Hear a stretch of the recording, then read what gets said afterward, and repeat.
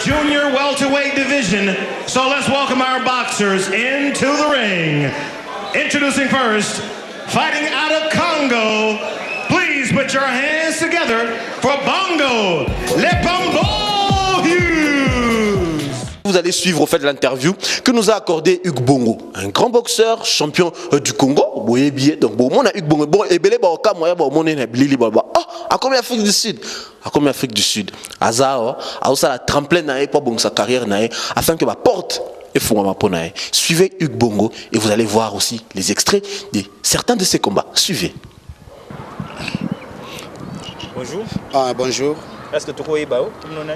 Nga komona ngai Hugues Bongo Lipembo na bandi box depuis 91 na club Funa et pas ya Tchendele Filo na bundi ba combat parcours na ngai amateur vraiment na sali yango convenablement tel que ndenge ezalelaka na bundi ba combat belé na sire bana kine bayebi et puis bato nyonso milliers nyonso na fréquentant tout ça bayebi ndenge nazali koloba dans liboso na bango siko nazo ko leka na émission bayebi ba parcours nanga tout ça ndenge na bundi ndenge na remporté ba titre belé naza 6 fois champion de Kinshasa et 4 fois champion du Congo na bundi pe na longwe siko na amateur et si na longwa na amateur siko na komi na monde ya pro na livré déjà combat moko na Cameroun et en plus na livré au moins 4 combats na Kinshasa, organisateur ezaki Pasteur Sony Kafuta Rockman. Malheureusement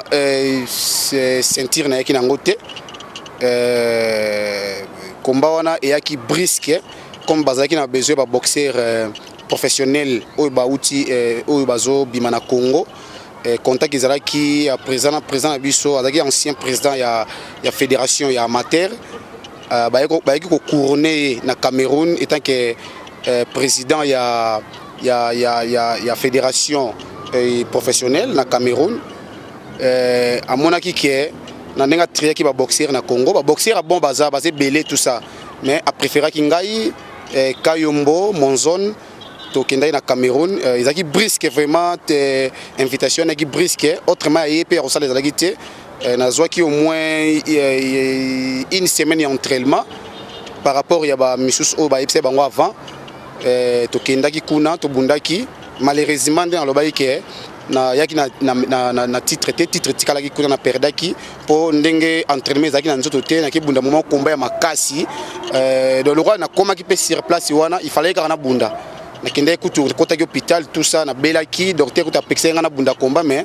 na boyaki na ndemé de charge ke ngamo na robunda c'est pour cela na bundaki na koti na monde wana ya professionnalisme na zwaki penza titre te mais nazaki féliciter kuna ba bande des alliés les kana ba TV5 tout ça Europe mobimba bayebi pour ba presse internationale bazalaki wana ba filmaki tout ça ba c'est so ba interview vraiment na yaki na titre te mais to yaki na titre moko ya boxeur na biso Monzon et to yaki na ngona kin to présenter ki na ministère et puis bato so bayebi histoire on na zobeta na Angola na monaki na kin vraiment moi makambe komaki moi un peu ko boiter mukie na préféré ki na yoka ki basango ya ba boxeur ba na Angola que boxe professionnel kuna ezali tout ça boye na préféré ki na koma kuna na mona ngamoko soki ki na chance ya kokota na monde ngo lisusu kuna na mboka na Angola esika na okende na forsaki tina kendaki na komi kuna na yo mona na Angola boxe professionnel ezate ba bunda ba boxe ba semi pro ya mboka kaka na nationaux ezana internationalité bon na préféré na vanda bon bato esika na komelaki pa na bango ba conseiller nga to soko vandi omoni Angola il faut luka mbongo tout ça omoni yo na madame na yo il faut mwa mbongo ezala signer ka ndimo bunda amateur pour ne fisco zo mbongo bon na ki oboya ti moko lokola master nanga wana nani makese yimta soutenir nga ko komati kuna bon na monaki fallait na yo kele quand même na saki pe volonté na ndenge apesa nga conseil na ndimi ko bunda na bundi et puis na yeko zwa le fisque balar oyo ye ayebisaki nga ngona lisolo na yeko mona ngona amateur pona kuna na amateur nde ba futa tout mbongo na professionnel ezaba ko combat ezala raté ba o basara ba semi pro kuna mona bunda parent une fois bon na mona ki peut qui moi trop bas, c'est pour cela na saki ke na bunda combat amateur na sens mo ke na zo mbongo pour na madame esunga ngai na ba projet na zanango na percer na kende liboso na luka mboka nini ko soutenir na niveau sina komi nango pour na kende liboso. C'est pour cela moni na ngola na bunda ba boxe professionnalité na forcer ko bunda boxe amateur nzamba salenga pe grâce na zoki ba médaille bozo mona na nini na zoki ba médaille kuna na bimaki meilleur boxeur ya Angola Mobimba. Et puis, il y a un meilleur technicien, il y a Angola Mobimba. Bon, en 2007, on dirait. 2007, c'est un gros de Bakomi Awa. 2007. Il y a portugais. Na portugais, championnat national de boxe Amador. Fallait qu'ils aient un mélange na province na bango ya mélange mais ils sont soukunate ils sont na capitale na Luanda na remporté titre oyo ba congolais botala titre on a remporté ki yango yo na Angola et puis oyo ils a qui il y a meilleur combat ils a qui a meilleur combat ils a meilleur boxeur ya Angola Mobimba ils a meilleur combat. Le meilleur combat, voilà le titre on a présenté bino tout ça na ba médaille ndé bozomona awa sikoyo naza siko awa na Afrique du Sud na sikoyo ko na yebiki awa na mboka on yebiki bato auta de partout bayaka awa na yebiki ba manager ba auta de partout bayaka awa. C'est pour cela na préféré na plonger awa na mboka oyo po ne ba ko luka manager tout ça. Je sais que nzamba rusunganga po ezali kabo yimoko nzamba pesa kinga teleka pesa ba Samso ba tebele tout ça bani partout dans le monde na yebi ke ba féliciter ba congolais na niveau ya travail na niveau ya ba discipline nous na Congo précisément na rolo bana domaine na ngai na boxe ba congolais vraiment bazana niveau moko ya likolo niveau pena likolo makasi partout na tamboli ndenge na monde surtout na Angola ndenge na vivre kuna na sali au moins 2 ans niveau ya boxe na bango penza mukie par rapport na biso niveau ya boxe na bango eza penza na c'est par rapport na biso makasi po biso ba donc tozali vraiment na ba multi système donc on a système nyonso ezo le kana monde entier tozanango eloko ezanga biso ba congolais persévérance na vraiment na eloko oyo nzambe apesio au kende nango liboso et lokonde zanga biso yango wana persévérance ezala raté. C'est pour cela ngai sikoyo lokola ezali kabonza mapesa kingai na ngisiko na persévérer siko na likambwango na komba nango pena tina suka po ezali likabonza mapesi ngai projet nga d'avenir ezake na comme na Afrique du Sud non pona koluka mbongo na ba domaine mususu commerce tout ça non et ko ya nango po na mutu na rovanda boye msumo atekela nga mwelo moko boye na zwa mwalar mais précisément pena elo na komeli awa eza ma compagnie ya box na kende nango liboso na koma nango tina suka ndenge na pensaka na koma nango tina suka na besoin na zo ba titre mondial donc mbala moko te mbala belé tel que ndenge Mohamed Ali avant la titre tel que ndenge Tyson avant la titre pendant des années belé vraiment ngapina lingi nazala même plus que bango vraiment ba projet nanga pena d'avenir eza yango wana ya ona tika ngweso na boko na nzambe na biki nzambe akosunga ngai po ya wabi atika ba oya yete ba oba luka kaye ami monisa ka oba beta rapport afungulela kaye. Je sais que lokola na zui musa na ngai na sangisi yango na ye na yebiki na okoma tina suka au moins que ezala ke soit lelo soko ya lelo te vraiment à soutenir ba projet na ngai oyo à soutenir ba vision na ngai oyo à soutenir ba projet na ngai nyonso nazo bongisa na yebiki fona rozwa titre mondial na sir na atana rozala wapi na mokili mobimba. Donc il faut na lekalsu na RTGA pour na expliquer bino que non interview au salaranga en Afrique du Sud vraiment réalisation nango yango yo titre mondial yango na laxibino vraiment faut les kalsusu ba mona po ba congolais ba yebi persévérance na ngai ba yebi que vraiment on a un grand boxeur ba yebi ba talent nanga tout ça tina do ba comprendre souci na zanango oyo d'avenir pour na musala oyo et puis entraîneur na ngai ndenga zo landa bo yebi mwana na yelo lengi a formé ye na zui entraînement pas mutu mususu te donc pas mutu wana ka entraîneur na ngai filo chendele na zui mayele nyos na zana ngona mutu na ye na maboko na ye na ba entraînement na ye na ba conseil na ye tout ça na staff nyonso ya club Funa et puis na ba parcours nyonso na leki ya bato o ba compléter ngai ba maele ya boxe tel que ba Sylvain Joé Ushimata za français tel que ba Valérie Kayumba tel que ba Belchika. Donc baza mo boxeur belé o na kutana bango o pe ba sepela na likaboza kat na ngai pe na mi kitsa vers bango te ke ba grand et ba la kisenga sous des plis o nga na yebaki te nazo continuer toujours koye ko la rapport naza super te po ba o ba lekinga pe bazali même na Congo wana ba o ba lekinga de plus baza belé. Mais ngai lokola na che musalango en jeu na tiango pena en valeur, c'est pour ça nazo ko luka ko tambola ba mboka pona découvrir pe lo lengeni makambo ngezo kende le balangai pona bato ya Angola vraiment na remercier quand même bango pour na parcours wana lekela kuna ba soutenir ngai pe ba pesa nga ba conseil ba master belé ba boxer bazakuna na ngana bisa bango ke ba suka kaka ko penser esika moko bazati mutu a préféré revendre esika moko ce qui domaine na ye eza développer place oya zaleli bon loko la place wana eza développer penza te vraiment il faut que luka ko kenna ba étape mususu onan oyebité il faut okutana na makambo mususu onan okutani na ngote po mayele ekena kufungwama vraiment conseil na kopesa bango vraiment bisika bato bamsu bazali kuna na Angola ba msu ba osala boxe lisusu te pona ba moi ba makambo ba mona Angola mais na kosenga bango même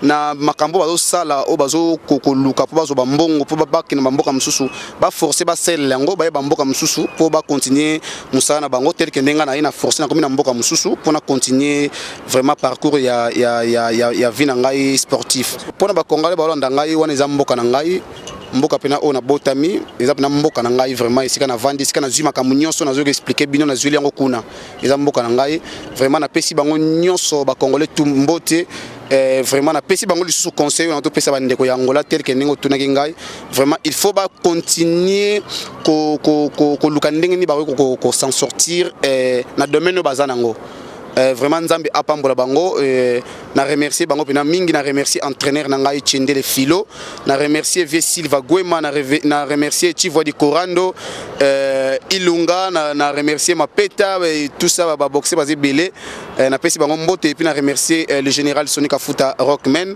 na la ceinture na nyonso bayebi na pesi bango nyonso mbote vraiment nzambe apambola bango makasi na pesi susu mbote makasi na RTGA po yango ne mte sali ke bon mon ngai liboso na bino nazoloba na pesi vraiment international Boubou Chris vraiment félicitations makasi pour tous années pena boe fara vraiment na remercier ba journalistes nyonso ya RTGA partout dans le monde na Congo na Afrique du Sud na New York na Boa puis partout na Brésil na pesi bango mbote sans oublier Guy Pita les financiers vraiment mbote mingi partout dans le monde sika ba congolais bazali batu nyonso bazo ka lingala na pesi bino mbote vraiment nzambe apambola bino makasi.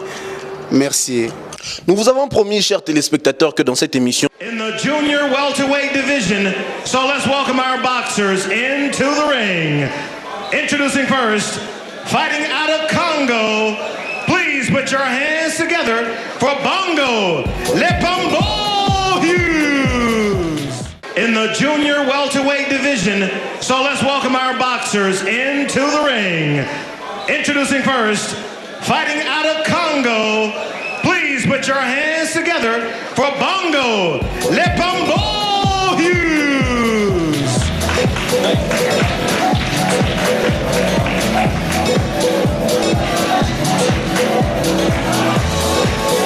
Well, that is a man all the way from Congo, fighting in the junior welterweight division, which is a 63.5 kilograms, he himself weighing in 63.46, with a fight record of 6 wins, 2 losses, and no draws.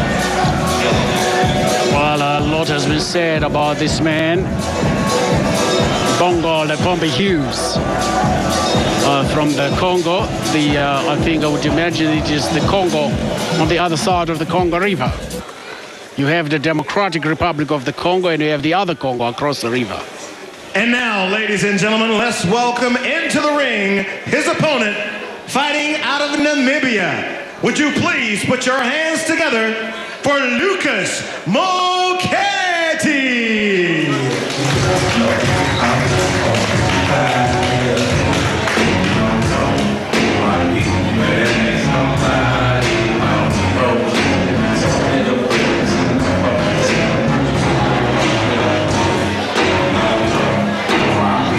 Lucas Muketi from Namibia, now fighting out of South Africa. Alvia has got 5 wins and 4 knockouts.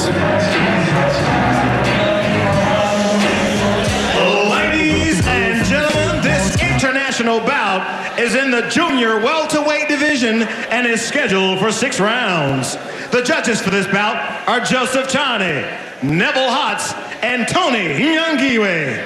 And the referee in charge of the action is David van Nieuwenhuizen. And now introducing first, fighting out of the red corner.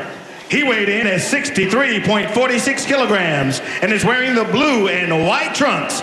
He's had 8 professional fights with 6 wins and only 2 losses. He's fighting out of Congo. Ladies and gentlemen, introducing Bongo Lepombo Hughes. And now introducing his opponent, fighting out of the blue corner. He weighed in at 62.78 kilograms and is wearing the red, black, and white trunks. He is currently undefeated in 5 professional fights. He's fighting out of Namibia. Ladies and gentlemen, presenting Lucas Muketi.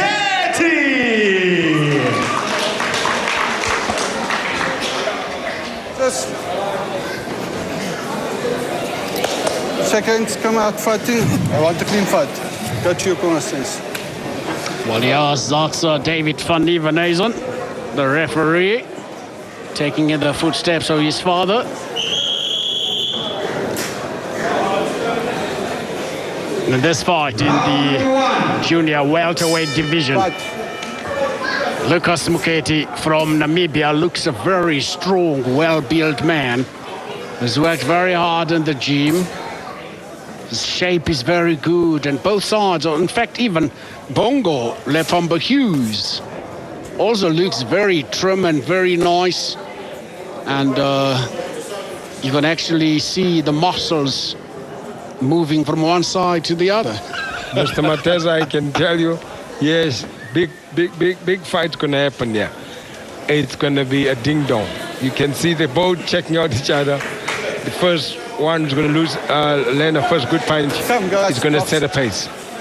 Well, yes, let's see. There's been a good fight, a good punch there from Bongo Lepombo Hughes, man who comes from the Congo.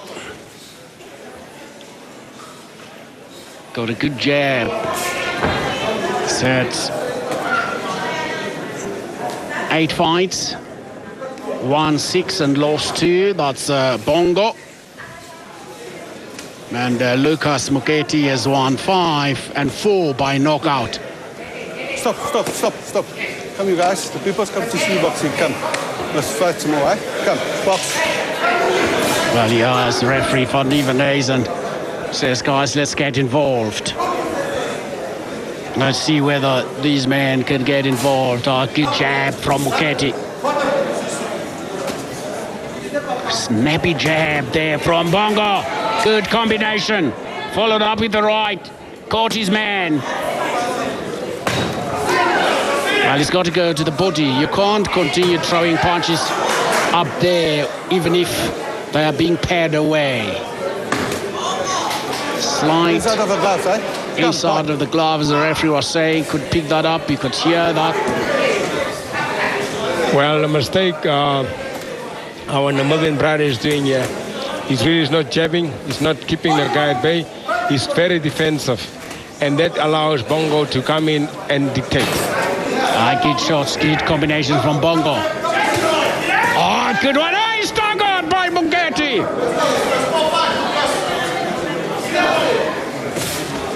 Another one, that one staggers him well. Sometimes you're trying to avoid a punch and you lose your balance and you go down. or you're trying to avoid a punch and you lose your balance and people think you're being staggered by a punch. Come, guys. Onto the body. Referee very impatient with these two guys.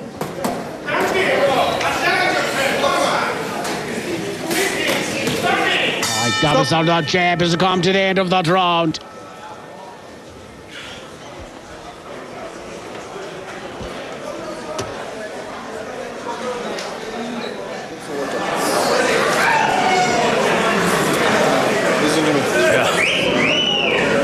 You don't like pressure, this one. Yeah. You must find a pressure for 5-6 punches.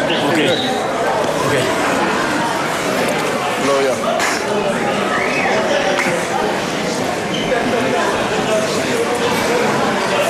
Lucas, Yeah. one jab is not good now.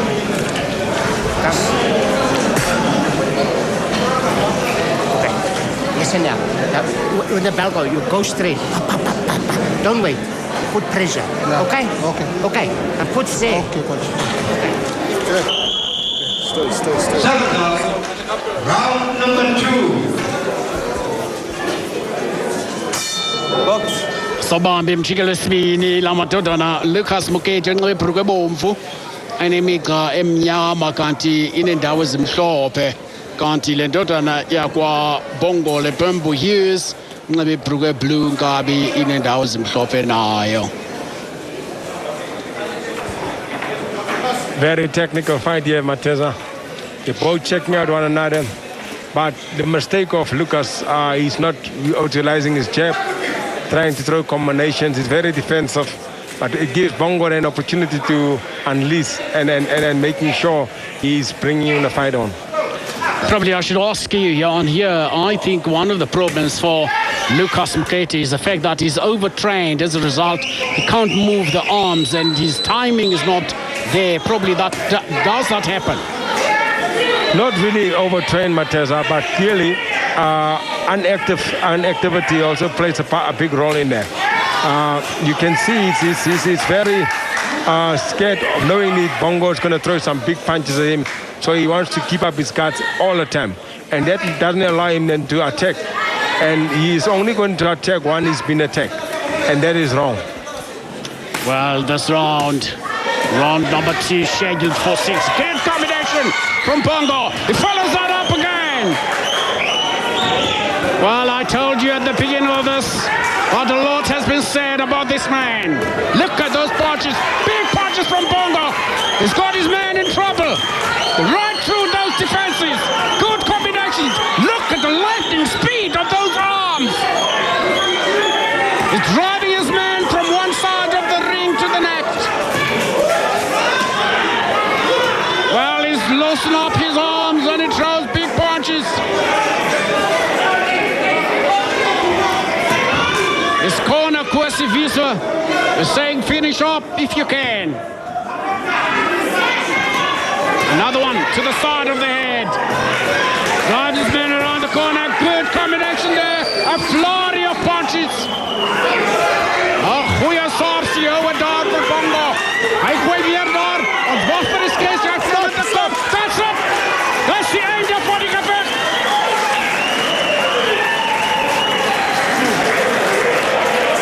An exciting prospect here in this Bongo Lepembu Hughes. Well, we've seen very little of him. We'll probably see some more of him. Let's have a look at this. Beautiful combinations there from him. You can clearly see he's unleashing. He's having a plan and he's throwing some beautiful combinations. But the big problem our man Mokete is doing, defensive, too much defensive, not throwing any big punches back and allowing Bongo to take over. And that is it's only himself to blame because he wants to be the last man standing. Not throwing back punches, not attacking and allowing Bongo to take over. Well, Bongo actually, what he did there, he loosened up his arms and he got his rhythm at the right time and at the right place. And all of his punches were not wasted. Threw some very good punches. As you see, this man, Lucas Mokete, has been beaten here in the second round of the 6th round of this fight.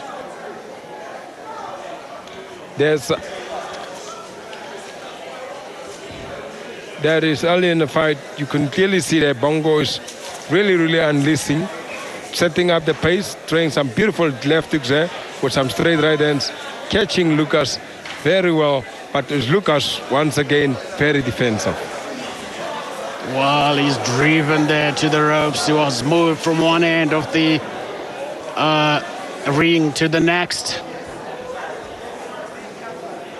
As the referee has been looking at these men, really wanting them to exchange some blows, and then they did. And the winner, an exciting prospect here. I think not many welterweights would want to be in the ring with that one. Ja, dat is een probleem. Hier komt groot gevaar op, Dumoulin. Ons zal maar zien hoe ver kan het komen. En het leek voor ons onze ring-announcer Rega. Over to you, Duke Wellington.